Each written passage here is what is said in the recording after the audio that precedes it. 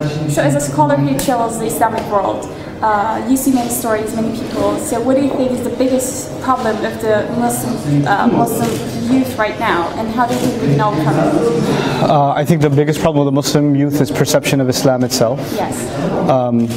In my observation, there's been 4 major observations that are common across the Muslim world. A lot of young people feel that Islam is asking for too much, and they're not able to do it. That's number 1. Number 2, that they don't think, no matter how much they do, they're going to be good enough. Like Jannah is just way too expensive, and I'm just never going to be good enough. And the third observation is really scary. A lot of people feel like Islam is an old thing, and all the really good people lived a very, very long time ago, and we're never going to be good enough.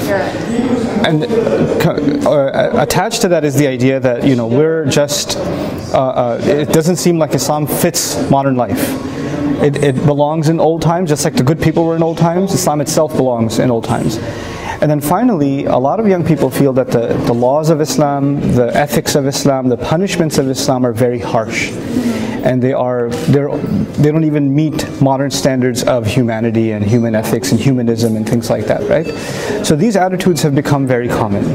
Now, there's 2 things that have happened as a result. Either you have young people that are Muslim by name, but they don't really feel any attachment to Islam because these questions are not answered. Because when they ask these questions, they get in trouble. Like they're just told to do istighfar, or there's a jinn on them or something, And on the other hand, you've become youth who say, we don't need the answers to these questions.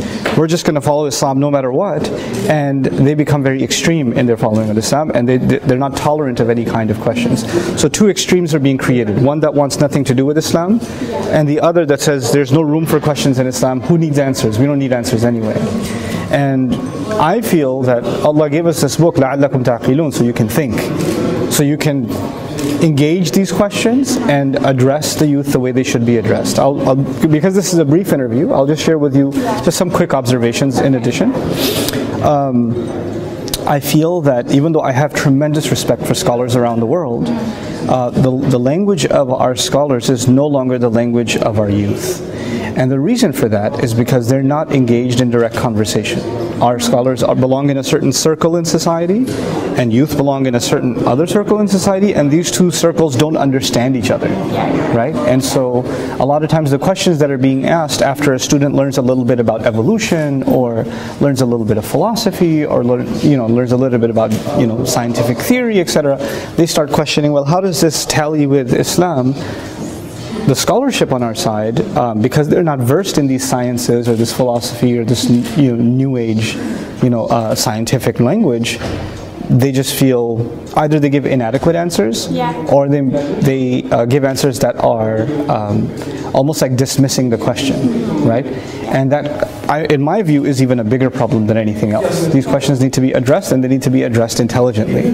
And so that, to me, is a huge problem with the youth. The last comment on this I'll say is that there's 2 things. There's extreme behavior, but before you talk about extreme behavior, you have to talk about extreme ideas, right? And a lot of times we find the behavior problematic when we don't realize that the behavior only exists because for a long time ideas have been brewed inside the mind.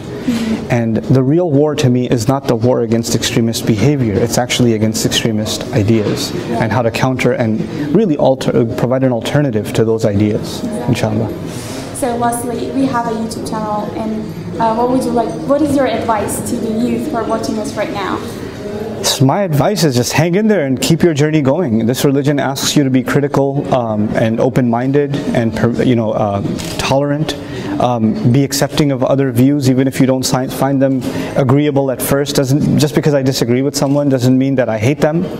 There are people, my teachers, so many of them, I disagree with them very passionately, but that doesn't mean anything. I still respect them to death. So this religion is about just open discourse and continuing to engage in your journey of learning.